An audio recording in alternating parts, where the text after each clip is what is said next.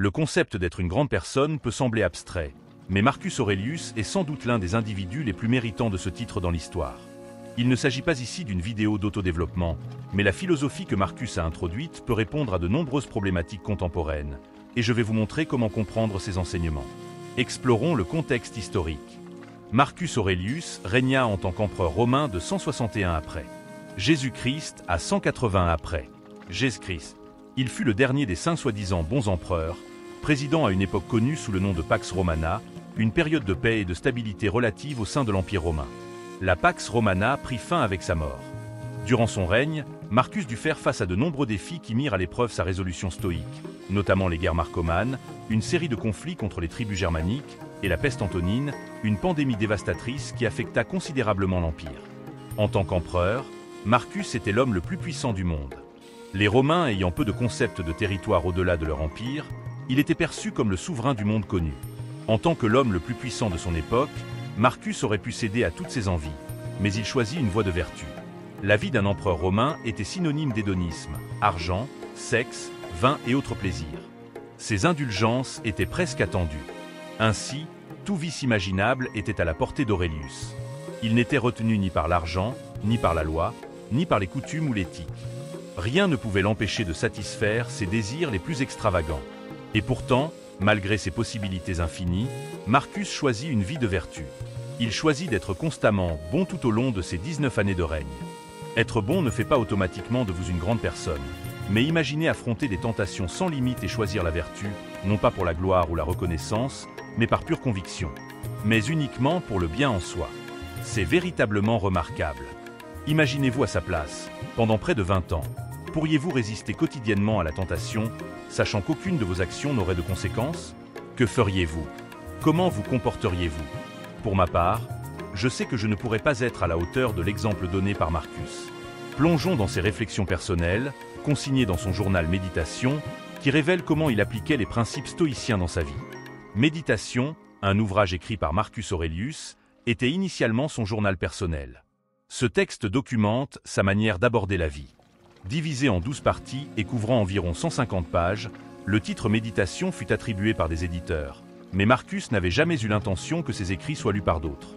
Ce journal était une collection de ses confessions et croyances les plus profondes.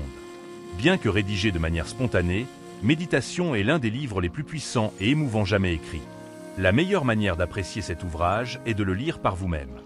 Des exemplaires sont disponibles dans presque toutes les bibliothèques et librairies du monde.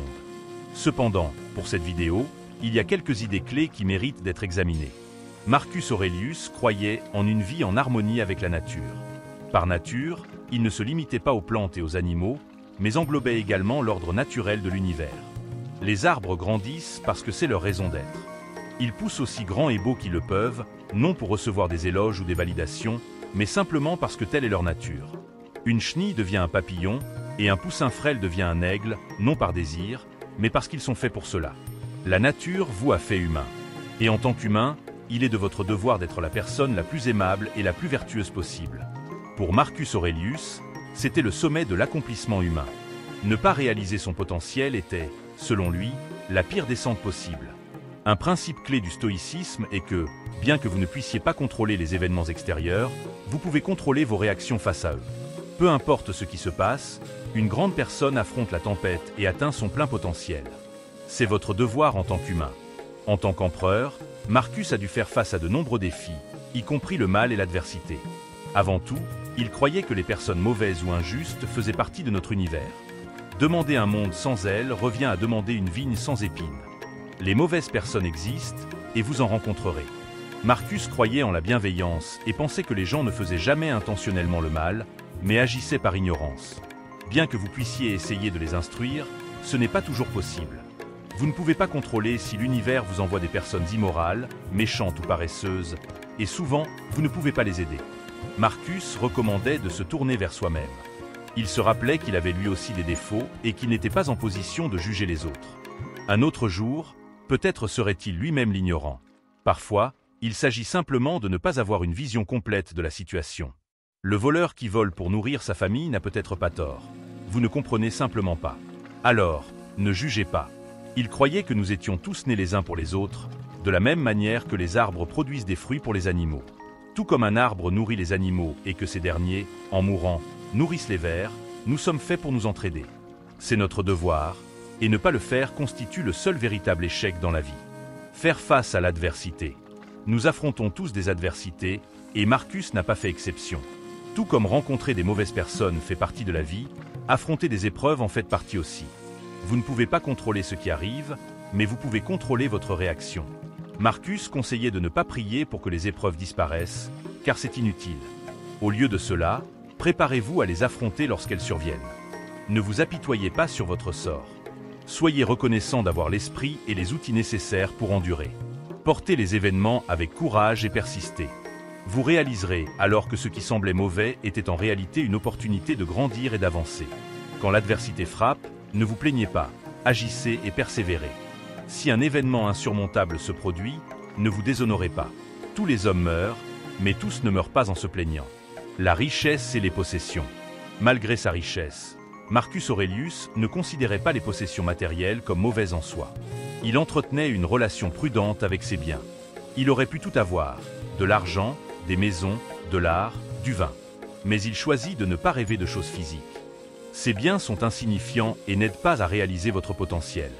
Réfléchissez à ce que vous avez et appréciez-le, mais ne devenez pas si attaché que vous seriez abattu s'il venait à disparaître.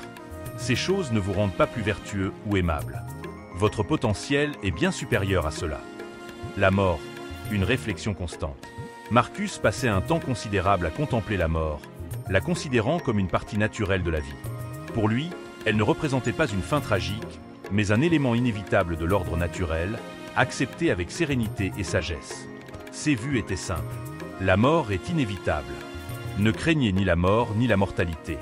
La nature nous a assigné le devoir d'être bon, de réaliser notre potentiel, mais aussi de mourir. La mort est un devoir. Tant que vous êtes ici, vivez pleinement, soyez aimable, soyez bon, puis acceptez la mort, car elle fait partie de notre rôle dans la nature. Marcus Aurelius, comme d'autres, fut un précurseur du stoïcisme. Les stoïciens croyaient en de nombreux principes, touchant à la logique, à l'éthique et bien plus. Au cœur de leur philosophie réside une distinction essentielle entre le plaisir et le bonheur. L'argent, la gloire et le succès procurent un plaisir éphémère, mais le véritable bonheur est plus profond. Il s'agit d'un état intérieur qui ne provient pas des choses matérielles. Pour atteindre le bonheur, il faut vivre une vie de vertu et chercher continuellement à s'améliorer. Le seul véritable échec est de ne pas atteindre son potentiel. Être grand est à la fois votre devoir et votre nature. Le stoïcisme en résumé. Le stoïcisme enseigne que la véritable sagesse et vertu découlent d'une vie en harmonie avec la nature, en se concentrant sur ce que nous pouvons contrôler, nos pensées et nos actions. En son essence, le stoïcisme rappelle que seules nos pensées et actions sont sous notre contrôle, et que nous devons vivre une vie de vertu en accord avec la raison. Ces principes fondamentaux incluent la sagesse, le courage, la justice, la tempérance. Les stoïciens ne craignent pas la douleur, la mort, la pauvreté ou les défis de la vie. Leur seule peur réside dans le fait de négliger leurs devoirs moraux. Leur véritable crainte est de se décevoir eux-mêmes et de ne pas être pleinement humains. Marcus disait « La meilleure vengeance est d'être différent de celui qui vous a fait du tort ». L'exemple de la trahison d'Edius Cassius. Un exemple marquant du stoïcisme de Marcus fut sa réaction face à la trahison de son général Edius Cassius en 175 après Jésus-Christ. Cassius s'était proclamé empereur et avait mené une rébellion contre Marcus Aurelius.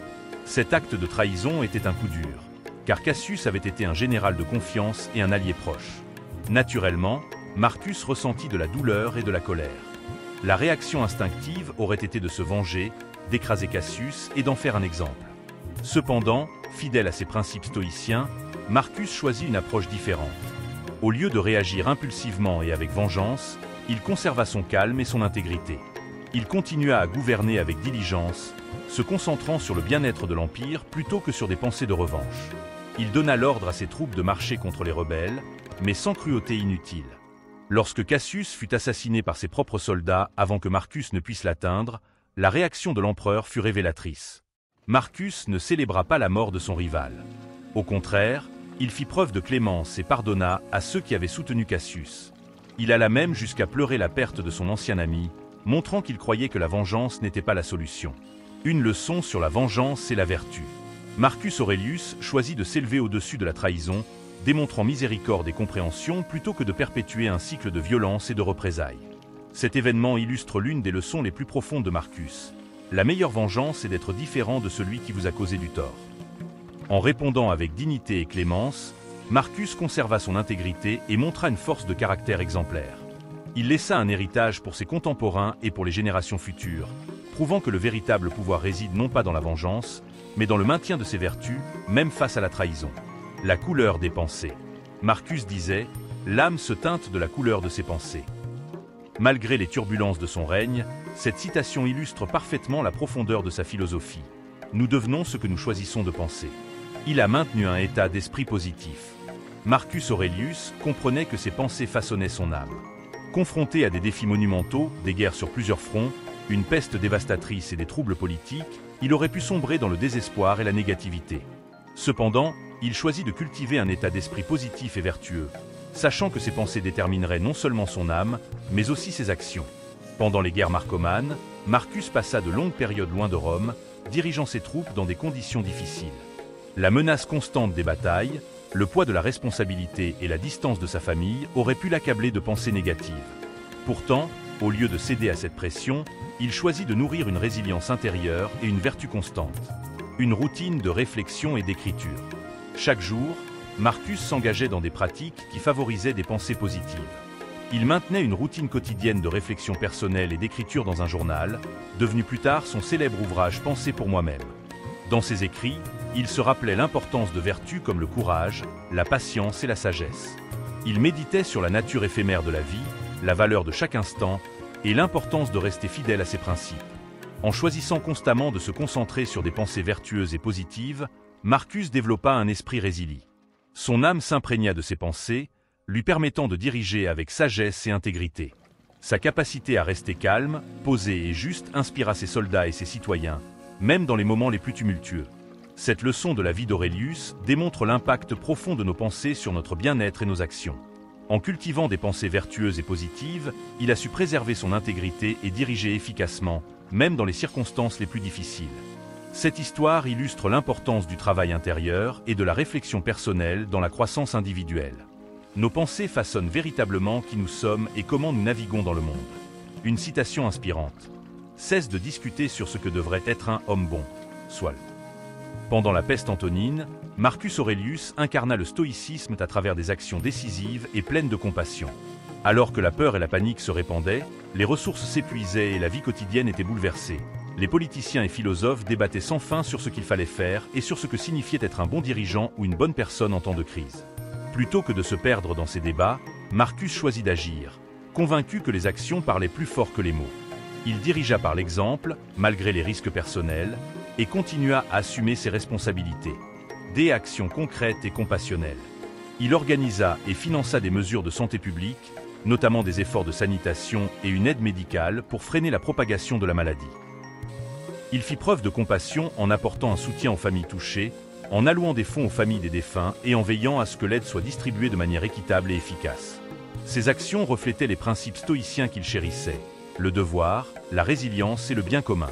En choisissant l'action plutôt que le débat, Aurelius montra qu'un bon dirigeant se définit non par des discussions philosophiques, mais par son engagement envers le bien-être de son peuple. L'importance d'incarner ses valeurs. La réponse de Marcus à la peste antonine lui valut le respect et l'admiration de ses contemporains. On le considérait comme un phare de stabilité et de vertu. Ses actions témoignaient de son caractère, montrant que le véritable leadership et la morale consistent à incarner les vertus à travers des actions décisives et pleines de compassion. Cette histoire rappelle que nous devrions toujours chercher à incarner les vertus que nous défendons, en ayant un impact positif par nos actions plutôt qu'en nous limitant à débattre de leurs valeurs.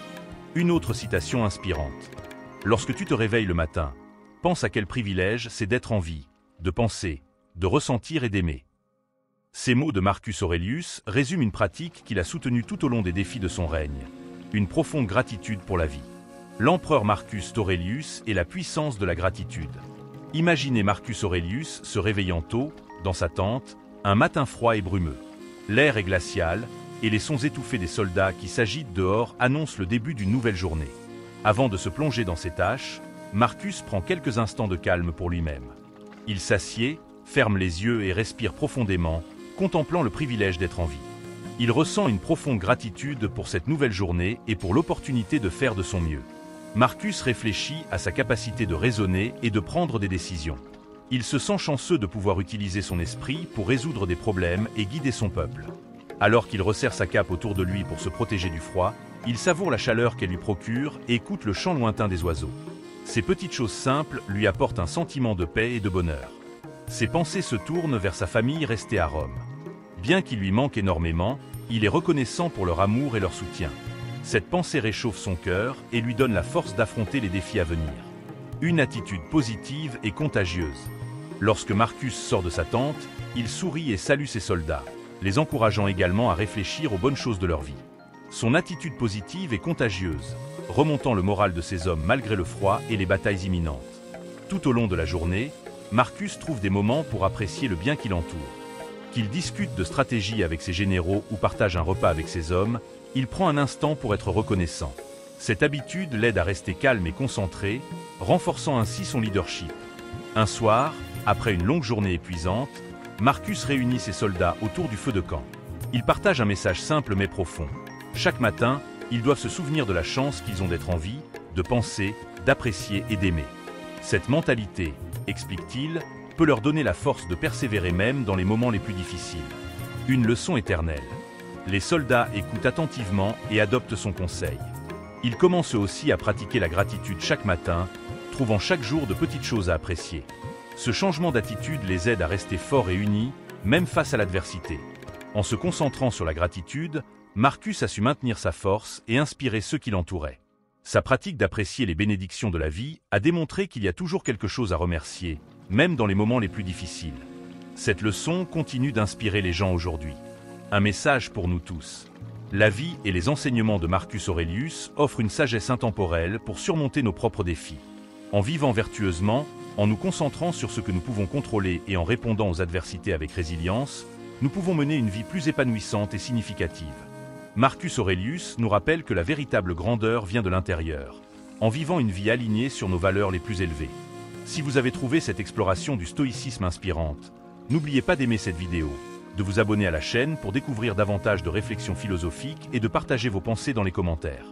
Votre engagement nous aide à continuer à créer un contenu enrichissant. Merci de votre soutien et à bientôt.